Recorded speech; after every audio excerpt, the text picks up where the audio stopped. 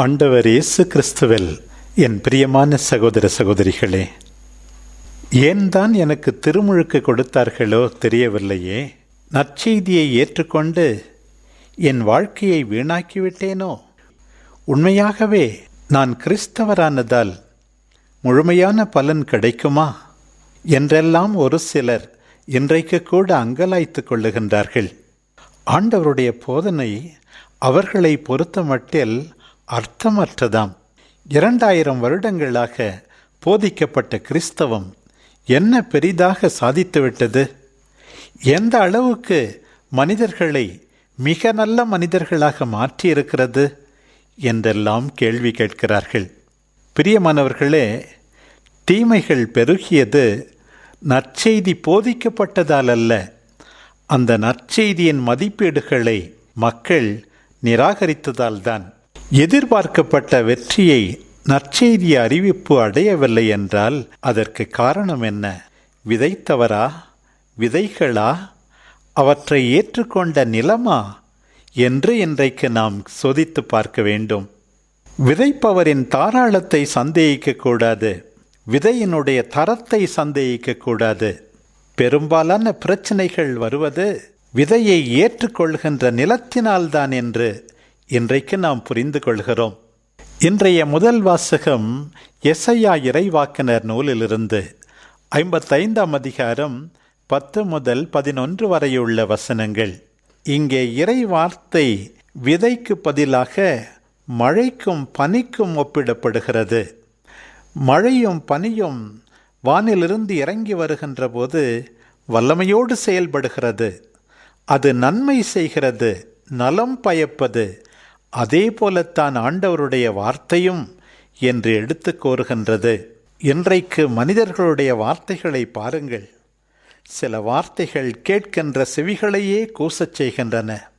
போலியான வார்த்தைகள், பொய்யும் புரட்டும் நிறைந்த வார்த்தைகள், பேச்சு, எதிர்பேச்சு, அதற்கு ஒரு பதிலடி, அறிக்கை, எதிர்ப்பு, அதற்கு ஒரு மறுப்பு, பிறகு ஒரு விளக்கம், அதன் பிறகு மன்னிப்பு. இப்படியெல்லாம் மனித வார்த்தை வீணடிக்கப்படுவதை நாம் பார்க்கிறோம். ஆண்டவருடைய வார்த்தை அப்படி இல்லை. அது ஆண்டவருடைய விருப்பத்தை செயல்படுத்தும். வெற்றிகரமாக ஆண்டவர் எதற்காக அந்த வார்த்தையை அனுப்பினாரோ அதை சாதித்து பிறகுதான் ஆண்டவரிடம் செல்லும் என்பதை உணர்ந்து கொள்ளுகிறோம். இறை வார்த்தையை, நற்செய்தியை, கிறிஸ்தவத்தை குறை சொல்லும் முன் நாம் எல்லாரும் தெரிந்து கொள்ள வேண்டும், விதைக்கின்றவருக்கு அக்கறை இல்லாமல் போகவில்லை. விதையிலும் எந்த குறைபாடும் இல்லை. ஏற்றுக்கொள்ளுகின்ற நிலம்தான் சரியில்லை என்பதை நாம் எல்லாரும் உணர்ந்து கொள்ள வேண்டும். பிரியமானவர்களே, மத்தேயு நற்செய்தியிலிருந்து இன்றைக்கு வாசிக்கப்பட்ட நற்செய்தி பகுதியை விதைப்பார் உவமை என்று நாம் வழக்கமாக சொல்லுகின்றோம்.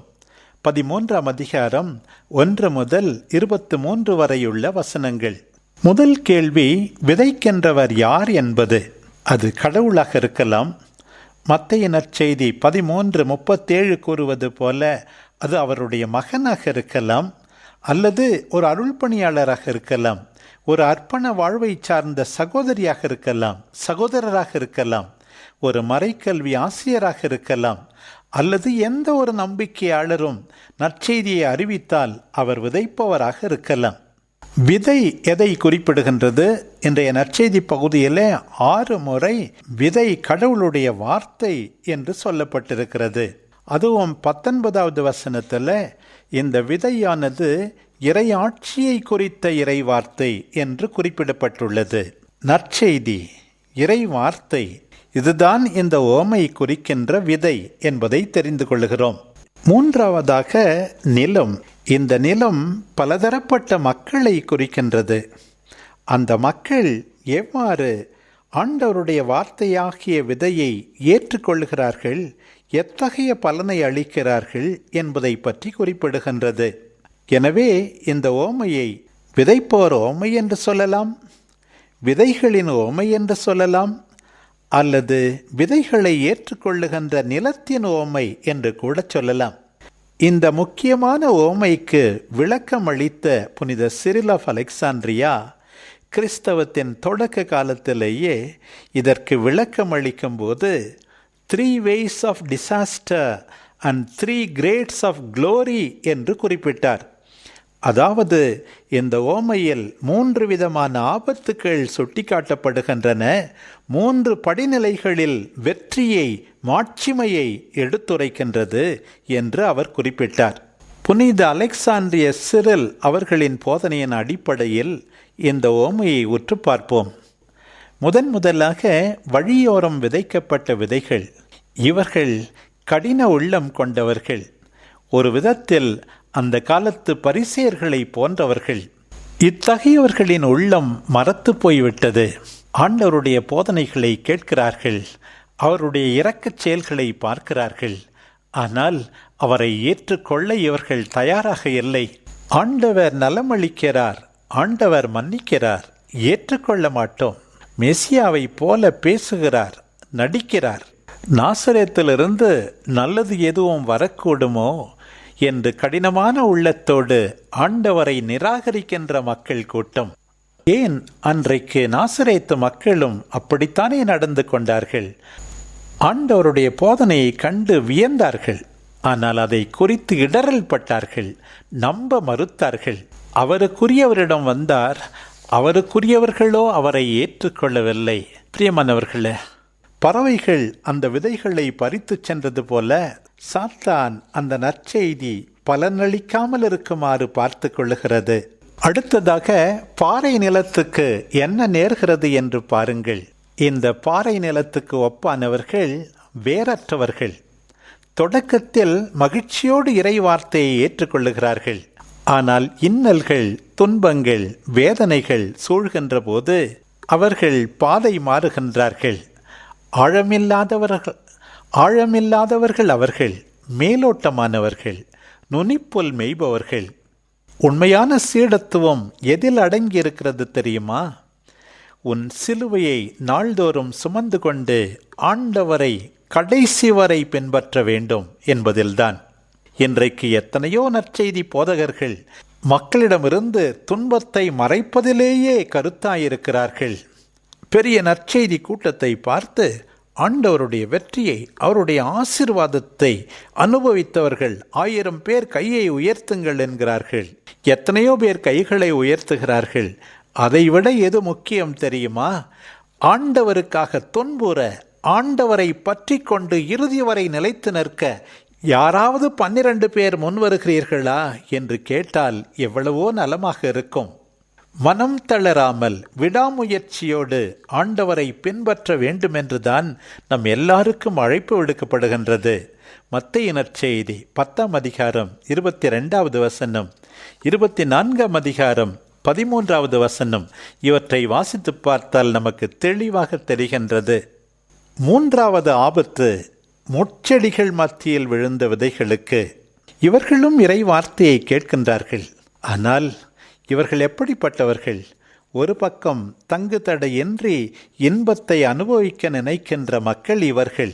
இன்னொரு பக்கம் ஆன்மாவை விட உலகை பெரிதாக நினைப்பவர்கள். உலக கவலைகள், செல்வத்தின் கவர்ச்சி இவர்களை ஆட்டி படைக்கின்றது. முட்செடிதான் அதிகமாக விரைவாக வளர்கின்றது. இந்த விதை தளிர்விடும் போது அந்த முட்செடிகள் நசுக்கி விடுகின்றன. பணத்தால், உலக வசதிகளால் உன்னுடைய பிரச்சனைகளை எல்லாம் தீர்த்துவிட முடியும் என்று நினைக்காதே.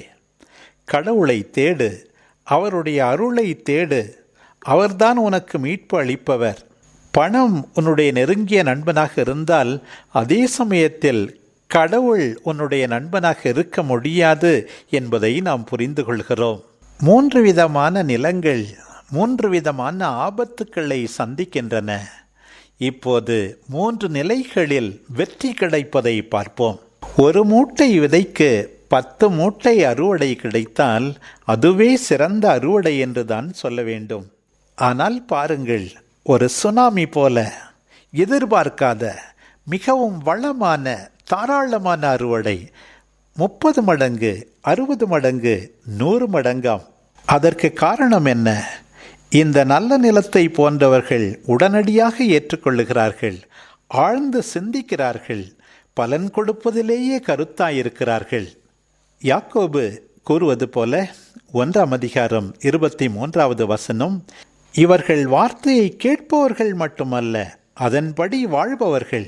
இவர்கள் கொடுக்கின்ற கனியை பவுலடியார் கலாத்தியருக்கு எழுதிய திருமுகத்திலே குறிப்பிடுகின்ற கனிகளை ஒத்திருக்கும். 5:22-23 அந்த கனிகள் அன்பு, மகிழ்ச்சி, அமைதி, பொறுமை, பரிவு, நன்னயம், நம்பிக்கை, கனிவு, தன்னடக்கம். உண்மையாகவே ஆண்டவருடைய வார்த்தையை கேட்கின்றவர்கள் இத்தகைய பலன்களைத்தான் தருவார்கள்.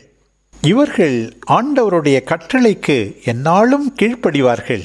இவர்கள் ஆண்டவருடைய விருப்பத்தை செய்கின்ற அர்ப்பண வாழ்வில் நிலைத்து நிற்பார்கள். திருமுழுக்கு யோவான் மக்கள் அனைவரும் மனம் திரும்பியதற்கேற்ற கனிகளை கொடுக்க வேண்டும் என்று சொன்னார். நற்கனி கொடாத எல்லா மரமும் வெட்டப்பட்டு நெருப்பிலே எரியப்படும் என்று சொன்னார். மத்தேயு 3:8 மற்றும் 10 ஆண்டவர் இயேசுவும் தன்னுடைய சீடர்கள் அதை நிரூபிப்பதற்கு நிறைய புதுமைகள் செய்ய வேண்டும் என்றோ, வானதூதர்களைப் போல பேச வேண்டும் என்றோ சொல்லாமல், நீங்கள் நிறைந்த கனி தந்து என்னுடைய சீடர்கள் என்பதை எண்பிக்க வேண்டும் என்றார். யோவான் நற்செய்தி 15:5-8 ஆண்டவர் மேலும் கூறிச் சென்றார், முட்செடிகளில் திராட்சை பழங்களையோ முட்பூண்டுகளில் அத்திப்பழங்களையோ பறிக்க முடியுமா? நல்ல மரம் எல்லாம் நல்ல கனிகளை கொடுக்கும், கெட்ட மரம் நச்சு கனிகளை கொடுக்கும் என்றாரே. நல்ல மரமாக இருந்து நல்ல கனி தரத்தான் நம்பிக்கையாளர்கள் எல்லாரும் அழைக்கப்படுகிறார்கள்.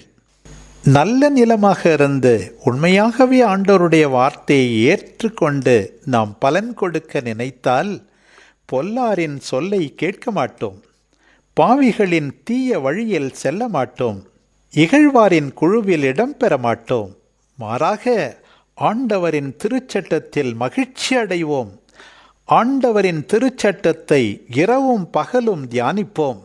உண்மையாகவே நீரோடையோரம் நடப்பட்ட மரம் போல பருவ காலத்தில் கனி தந்து பசுமையாயிருப்போம். அத்தகைய கனி தருகின்ற வாழ்க்கைக்கு இன்றைக்கு ஆண்டவர் நம் ஒவ்வொருவரையும் அழைக்கின்றார். பிரியமானவர்களே, விதைத்தவரை குறை சொல்ல வேண்டாம். விதையிலும் எந்த குறைபாடும் இல்லை. ஏற்றுக்கொள்ளுகின்ற நிலம்தான் பல நேரங்களில் சரியில்லாமல் இருக்கிறது. நம்பிக்கையோடு ஏற்றுக்கொள்வோம். நம்பிக்கையோடு ஆண்டவருடைய வார்த்தையை ஏற்றுக்கொள்வோம். எதிர்ப்புகளின் மத்தியிலே பலனளிக்கின்ற நல்ல வாழ்வு வாழ முயற்சிப்போம். ஆமென்.